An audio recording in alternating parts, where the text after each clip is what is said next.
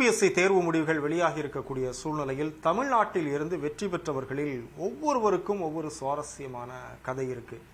அப்படிங்கிற இடத்துல திருப்பூர்ல இருந்து வந்திருக்கிறாரு. இவருடைய பெயர் சுரேஷ்குமார். 732வது ரேங்க். இவருக்கு இந்த இடத்துல வந்து நிக்கிறதுக்கு முன்னாடி நடந்த ரொம்ப சுவாரஸ்யமான ஒரு நிகழ்வை சொன்னாரு. அது என்னங்கிறத அவர்கிட்டே கேட்கலாம். வாழ்த்துக்கள் பிரதர். நன்றி. அந்த ஐஏஎஸ் கனவு அப்படிங்கிறது எப்போ வந்தது உங்களுக்கு?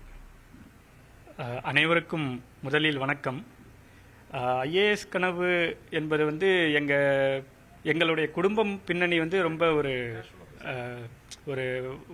அதாவது ஒரு அண்டர் ப்ரிவிலேஜ் அந்த மாதிரியான ஒரு குடும்ப பின்னணி தான்.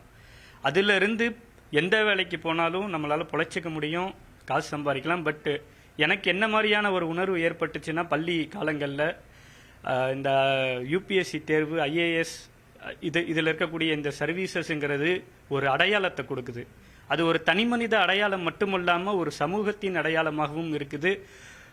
ஒரு சமூகத்தையே மாற்றக்கூடிய அந்த ஒரு சக்தி அந்த 3 எழுத்துகளுக்குள்ள இருக்குது அப்படிங்கிறது வந்து என்னுடைய பள்ளி காலங்களில் என்னுடைய ஆசிரியர்கள் மூலமாக தெரிய வருது.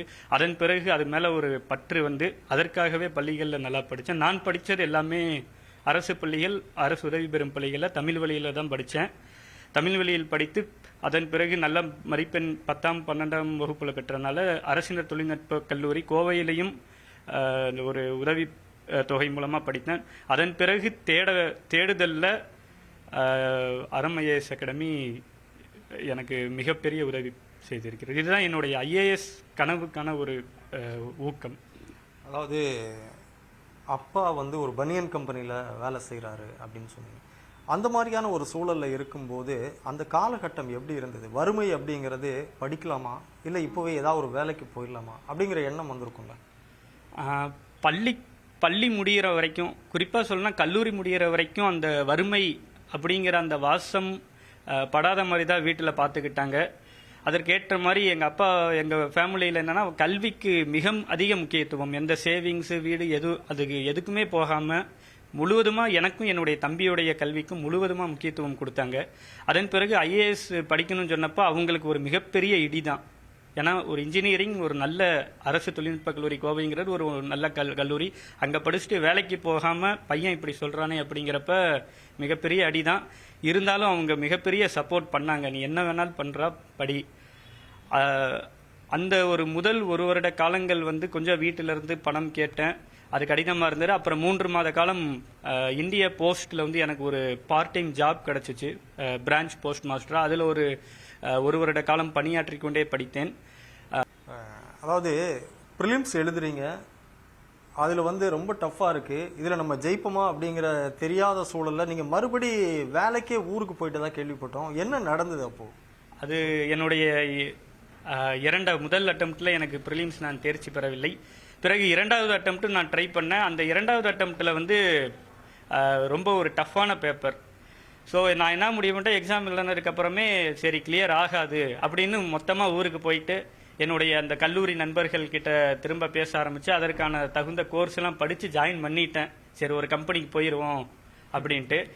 திடீர்னு எங்கேயோ உரித்த ஒரு லக், அதாவது ஒரு அதிசயமாக வந்து எனக்கு ப்ரிலிம்ஸ் வந்து கிளியர் ஆனது. அந்த அட்டம்ப்டில் திரும்பி அதாவது ஆல்மோஸ்ட் வெளியே போன ஒருவனை உள்ள இழுத்து கொண்டு வந்த மாதிரி இருந்துச்சு அந்த ஒரு நிகழ்வு. ஸோ அதன் பிறகு அந்த 2வது அட்டம்ப்டில் இன்டர்வியூ வரைக்கும் போனேன். 3வது அட்டம்ப்டில் ஒரு ரேங்க் எடுத்திருக்கேன். இப்போ வந்து 732வது இடத்துல இருக்கீங்க. என்ன போஸ்டிங் உங்களுக்கு வரும்? ஐஎஃப்எஸ் இல்லை ஐஆர்எஸ் என்ன வரும்? எனக்கு கேட்ட வரையில் வந்து இந்தியன் ரெவன்யூ சர்வீஸ், அதாவது இந்திய வருவாய் பணி கிடைக்கும்னு சொல்கிறாங்க. என்னுடைய இந்த பயணம் என்பது இதோடு முற்று விட்டு பெறப்போவதில்லை. திரும்பும் என்னுடைய இலக்கான அந்த இந்திய ஆட்சி பணியை அடையும் வரை திரும்பவும் வந்து இந்த ப்ராசஸை தொடங்கி அதில் முன்னாடி கொட்டினதை விட மிக அதிக அளவிலான உழைப்பை கொட்டுவதற்கு நான் தயாராக இருக்கிறேன். தமிழ் மீது தீராத காதலா? நிறைய சுத்த தமிழ் பேசுறீங்க, கவிதை எழுதுவீங்களா? கவிதை எழுதுவேன், சிறுகதை. கல்லூரி காலங்களில், பள்ளி காலங்களில் தமிழ் மீது மிக அதீத பற்று, அதீத காதல் உண்டு. ஸோ உங்கள் பயணம் தொடர வாழ்த்துக்கள். நன்றி.